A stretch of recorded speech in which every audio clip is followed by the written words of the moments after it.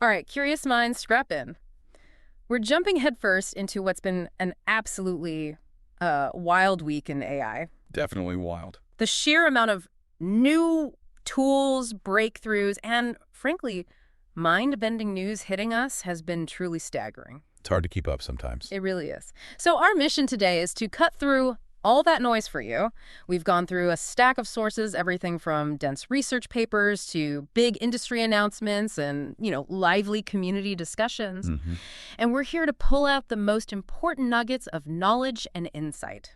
Think of this as your shortcut to being genuinely well-informed, packed with those surprising facts, and hopefully those aha moments that make complex topics click. Exactly. And this isn't just, a list of headlines. Yeah. We're here to help you understand not just what happened, but why it matters. Right. Providing that broader context. Yeah, the context, the implications of these rapid developments, it's really about connecting the dots, seeing that bigger picture. Okay, so let's unpack this incredible pace of innovation. Yeah. What stood out to you right off the bat as like a major industry shakeup? Well, we've definitely seen some major shifts from the big players. Google, for instance. They officially launched Imagen 4. Okay. And what's really fascinating here is its new fast tier. It drives image generation costs down to an incredible 2 cents per render. 2 cents? Yeah, 2 cents. This isn't just a small price cut. It's a fundamental shift in how quickly developers can iterate and experiment with image generation at scale. Wow, 2 cents. That's a game changer, isn't it? What kind of impact does that have on, say, creativity or prototyping? Oh, huge. It democratizes rapid visual prototyping Right, in a yeah. way we haven't really seen before. I mean, imagine a small game studio. Right. They can now generate literally millions of high-quality textures or character variations for pennies. They can test all these unprecedented creative directions without huge budget constraints hanging over them. So it just unlocks incredibly rapid, low-cost iteration. Exactly. That's the key. So Google's aggressively driving down image generation costs, changing how developers prototype. But, in this race for AI dominance, other giants like Meta are pushing frontiers too, right? Like what AI can perceive and understand. Absolutely. Meta just unveiled Dino V3.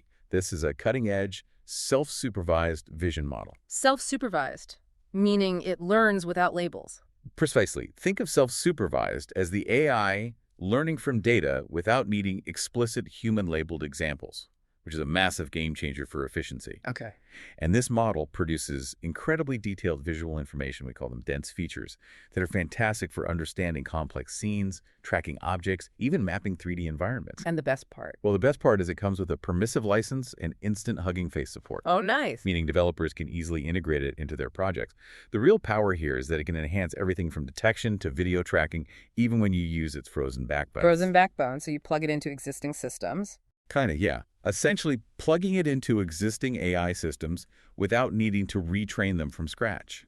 It just makes powerful, advanced vision capabilities accessible and adaptable for a whole new range of applications. Think more precise industrial robots or maybe even smarter augmented reality experiences. That's a huge step for making advanced vision more broadly available. Speaking of big players, the AI race isn't just about models, it's also about the people building them. We've seen some major talent shifts recently, haven't we? We certainly have. Meta's Superintelligence Labs, for example, recently added former OpenAI researchers. Ah, interesting. Yeah, this signals intensified competition around talent and, compute. Both are major factors in the AI arms race, basically. It's a strategic move to acquire top expertise. Makes sense. And on the OpenAI front itself, what's the latest with GPT-5? The sources suggest maybe a bit of a mixed bag initially. Yeah, GPT-5 has been released. It's boasting expert-level skills, enhanced personalization. However, initial user feedback has been a bit mixed, like you said. Some users praise its accuracy, sure, but others mention missing the specific personality of GPT-4. Right, the vibe. Exactly. OpenAI is clearly emphasizing customization and reliability now. They've already eased user limits, introduced modes for speed and deeper reasoning, and even pledged to give the model a warmer personality. So they're listening to feedback. It highlights their push for improved user experience and responsiveness to that early feedback, definitely. That emphasis on personalization and responsiveness from OpenAI, it seems to be a key trend, right? Yeah. improving user experience, making AI more adaptable. And it's not just OpenAI. We're seeing Google lean into similar features with Gemini, aren't we? Exactly. Google has introduced memory and temporary chat features to its Gemini AI. A memory and temporary chat. Okay. Yeah, so this enables more personalized, context-aware responses, but also elevates privacy. Users can opt out of memory, which is important. And temporary chats provide these kind of incognito conversations that aren't used for training. This reflects that heightened user demand for privacy in AI. Which presents a fascinating push-pull, doesn't it? It does. How do companies balance giving us more personalized AI while still safeguarding our privacy? That's the big question. And Anthropic, Yeah. they made a huge leap in context window size, didn't they? That's critical for handling massive amounts of information. They really did. Yeah. Anthropic has expanded Claude Sonnet 4's context window to an impressive 1 million tokens. 1 million. Yeah, that's over twice what leading competitors offer. Yeah. This lets enterprise users and developers tackle incredibly complex tasks. Think programming entire software applications or analyzing vast legal documents with unprecedented depth and scale. Wow. It's a real game changer for processing very large documents or long-form code generation. Okay, let's talk about the money and partnerships fueling all this innovation. What's happening on the funding front? Well, on the funding front, we saw 50 Years raise $126 million for climate tech startups, which is great. But crucially for the broader AI ecosystem, both the National Science Foundation, the NSF, and NVIDIA stepped up their backing for open-source AI projects. Oh, that's significant. Yeah, a joint $150 million investment in the OMAI project. OMAI is the Open Machine Learning for Accelerated Innovation project. What? And it aims to boost U.S. scientific innovation and help build a national AI-ready workforce across critical sectors like materials science, biomedicine. This really strengthens the entire open-source AI ecosystem. And some very significant individual investments too, right? Like Sam Altman's new venture could be setting up a big tech rivalry there. That's right. OpenAI CEO Sam Altman launched Modal Labs. It's a startup competing directly with Elon Musk's Neuralink, Right. developing scalable, less invasive brain-computer interfaces. Certainly an exciting race for human-machine integration. Definitely one to watch. And speaking of OpenAI connections, a former OpenAI scientist, Leopold Aschenbrenner, created Situational Awareness. It's an AI-focused hedge fund. It quickly amassed, get this, $1.5 billion and delivered a stunning 47% return in early 2025. Whoa, 47%. Yeah, it just signals soaring investor interest in artificial general intelligence, or AGI. No kidding. A 47% return in just a few months? That's massive. Any other notable moves in funding or partnerships? Absolutely. A leading research scientist from Hugging Face is reportedly raising $40 million to launch a new robotics venture. More robotics money. Exactly.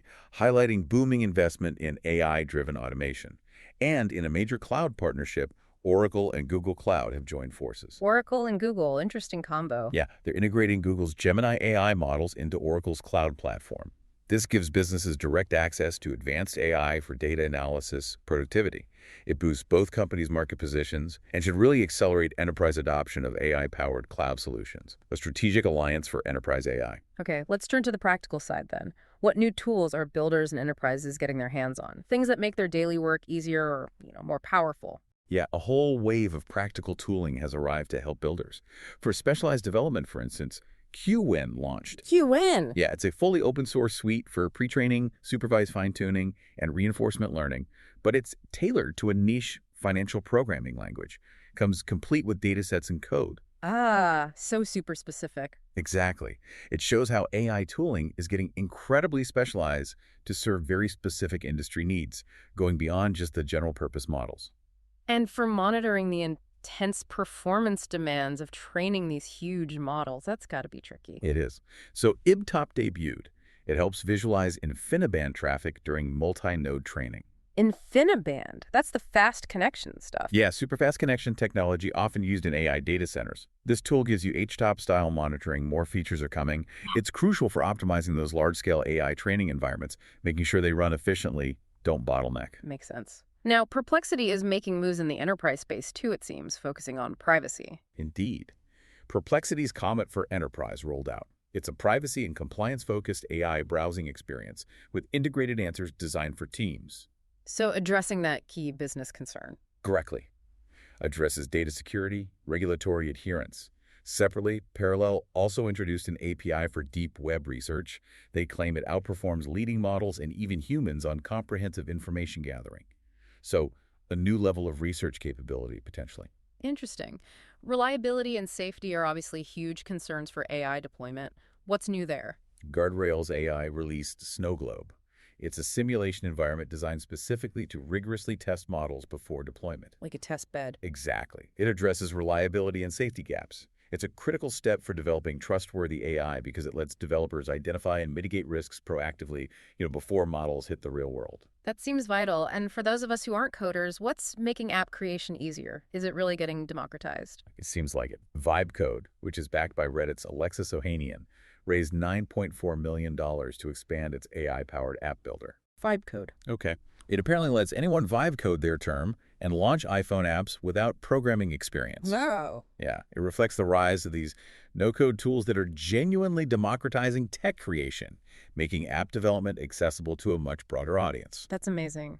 What about security in the blockchain space? That feels like an area ripe for AI assistance. It is. Security firm HashLock launched a free AI-powered tool for instant vulnerability scans of smart contracts. Free scan. That's useful. Very. It aims to help blockchain developers preempt costly hacks. Now, experts caution it should complement, not replace, professional audits. Of course. But still, it highlights the growing role of AI in security, providing an important initial layer of defense. And for productivity in a tool like Excel, many of us spend a lot of time there. Tell me about it. MIT's Fundamental Research Labs launched Shortcut. It's an AI-powered tool that tackles complex Excel tasks, financial models, all via natural language input. Just talk to Excel. Pretty much. It's reported to complete spreadsheet cases up to 10 times faster than humans. This is poised to reshape business productivity significantly. Imagine the hours saved. That could save so much time. Any other interesting user-facing products changing the everyday tech experience? Well, Deutsche Telekom has debuted an affordable smartphone. It features a Perplexity-powered AI assistant and has this streamlined appless design. Appless? How does that work? It targets budget-conscious users, delivers personalized services purely through freaking commands. It's challenging established players like Apple and Samsung with a really fresh AI-centric approach to mobile interaction. Interesting experiment. And to combat synthetic media, the fake images and videos, which is becoming a major concern, what's Google doing with photos? Google Photos is introducing a new feature called How Was This Made? It helps identify if images have been altered with AI tools. By providing clear labels and edit histories, the update aims to tackle the rise of synthetic media and ensure greater authenticity in digital content. Yeah. So you can see right in your photo library if something's been AI generated or tweaked. That's a helpful step towards transparency. So how are developers' lives continuing to get easier in terms of workflow? And what's next for multimodal AI, combining things like text and images? Yeah, developer workflow saw significant upgrades this week. Gradio, for example. I know Gradio for building demos. Right. They added one-command deployments to Google Cloud Run. Dramatically streamlines the process of shipping AI apps. Nice. And for multimodal capabilities, Hugging Face's TRL library can now train vision language models natively. Basically, it simplifies multimodal fine-tuning for those complex AI tasks involving both images and text. Scaling up compute resources, especially GPUs for large models, that seems to be a constant challenge, right? Always. But Modal Labs enabled near-instant GPU scaling. We're talking up to 100 H100s in seconds, thousands in minutes. Wow, near-instant scaling. Yeah, it accelerates experimentation dramatically for engineers building and training models. Session also introduced a unified interface. It takes AI agents from initial spec right through final review in a single flow. Streamlines agent development, allows for faster, more efficient iteration. And more features from Google's Notebook LM and Gemini, continuing that theme of personalized smart assistants. Yes, Google's Notebook LM can now generate video slide summaries from notes, just on desktop in English for now. Video summaries from notes. That's cool. Yeah, a powerful way to distill information from extensive research notes or meeting minutes. And Gemini began testing that memory feature we mentioned to build a more context-aware assistant over time, further enhancing personalized interactions. Right. Oh, and Hugging Face will also add HDF5 support. That eases integration with large scientific datasets, which is crucial for complex research and data analysis. Okay. Beyond general AI, what's new in robotics development? That's an area with huge practical implications. For sure. NVIDIA launched a new suite of AI models and development tools, names like Cosmos, Reason, and Transfer 2. They're specifically designed to accelerate robotics innovation. Integrated with Omniverse. Exactly, integrated with their Omniverse simulation platform, enhanced by new hardware. These solutions let developers build smarter, more capable robots in realistic simulated environments first. Test them out before deploying them in the real world. Let's focus specifically on large language models, the LLMs. What's making them more compact and efficient? Can we get powerful AI on more devices? That's definitely a trend. Compact models, benchmarks, efficiency research really took center stage this week. Google's Gemma 3 270M arrived. Gemma 3. Yeah, 270M parameters. It's an ultra-small, ultra-fast instruction follower, sub-200 millibit footprint, Tiny. and consumer-grade throughput, over 650 tokens per second. Early reports highlight strong on-device fine-tuning, meaning it can run effectively directly on your phone or laptop. Right. And it's competitively strong among these tiny models. So powerful AI that can run directly on your phone. That's truly impressive. Opens up new possibilities for everyday use cases. Exactly. We also saw new GLM models, GLM 4.1V Thinking and GLM 4.5V.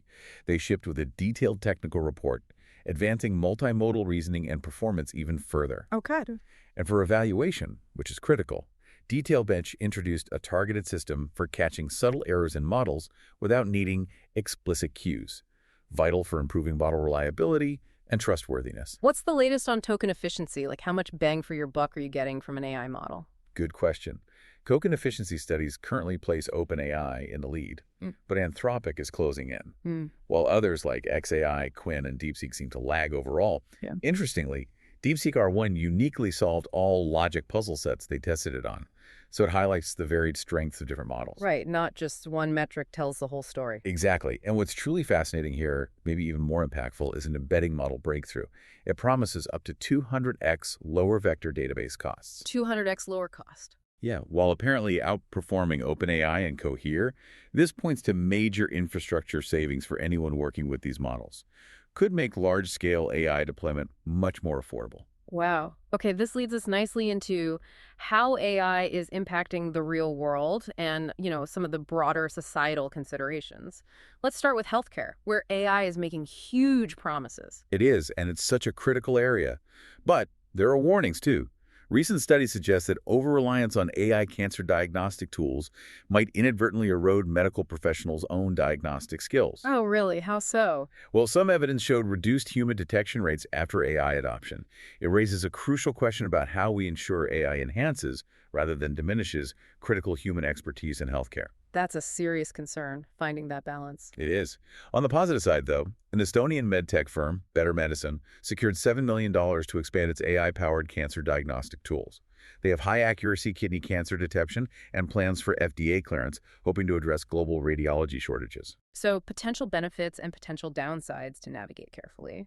What about in military applications? The U.S. Air Force is actively soliciting industry input on AI-based wargaming platforms. AI wargames? Yeah.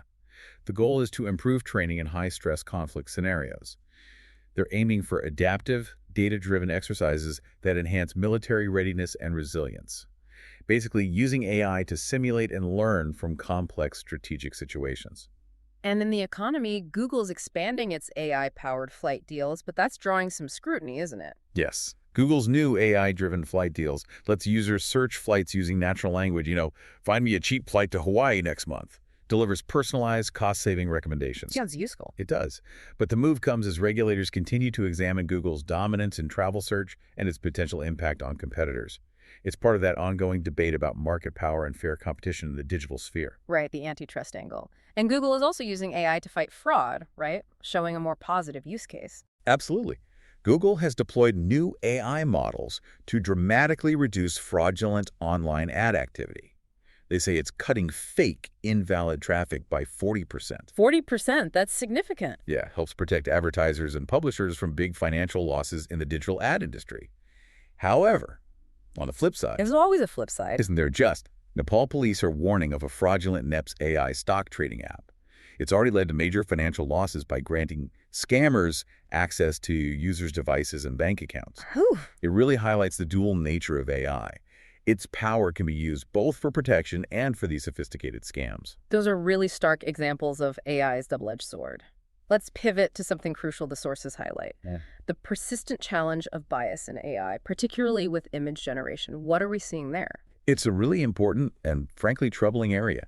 Recent research pointed out that leading AI systems, for instance, often rate certain hairstyles, specifically Black women's hairstyles, as less intelligent or competent compared to white hairstyles. That's awful. It is. And it's not just abstract. It has real-world implications, like potentially amplifying discrimination risks in hiring processes. Right. On a similar note, a major Oxford University Press study found that generative AI tools, when asked to create images of Australia, produced visuals full of outdated, white-centric stereotypes and even harmful indigenous tropes. So the biases in the data are getting baked in. Exactly. Both of these findings underscore the urgent need to address racial bias in AI training data and ensure inclusive AI design. That often requires more human oversight, careful curation of data. It's not a simple fix. Those are clear reminders that the data we feed these models can echo and amplify existing societal biases. It's a complex problem that definitely needs ongoing attention. What about AI in education? We heard about an AI taking an exam. Right. Perplexity's AI tool reportedly finished a 100-question certification exam in just 13 minutes. 13 With near perfect accuracy.